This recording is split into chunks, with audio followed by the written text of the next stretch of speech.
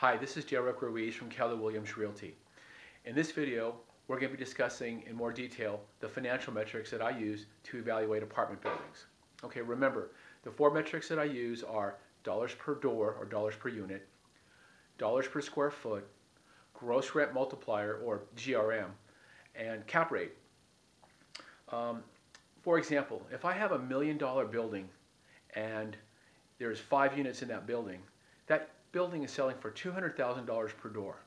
That's an important number that I need to know when making comparisons with other buildings. I also want to know the dollars per square foot that those buildings are selling for. For example, if I have a 4,000 square foot building that's selling for $1 million, that building is selling for $250 per square foot. I need to use that number to make comparisons with the other buildings that are on the market or that have recently sold. I also need to know the GRM or gross rent multiplier of the other properties that are selling and compare it to your building.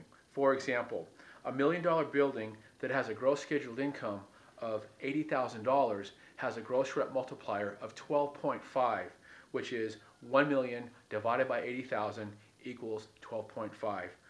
Comparing GRMs is probably the quickest and easiest way for a quick financial calculation to compare to other properties on the market or that have recently sold. The last metric that I use is called a cap rate. And a cap rate is determined by taking the building's net operating income and dividing it by the sales price. For example, if I have a building that has a net operating income of $65,000 and it's selling for $1 million, it would have a cap rate of 6.5. But actually, unless I'm comparing really large buildings, say 20 units and up, we don't use cap rates that much. And the reason for that is it's really hard to get accurate income and expense numbers, especially for mom and pop sellers. They may not have professional bookkeeping and accounting on their building. So if somebody's giving me a guesstimate number on an expense, that's going to skew the cap rate. Dollars per square foot, dollars per door, gross rent multiplier, those numbers are fairly accurate and there's not a lot of fudge factor there.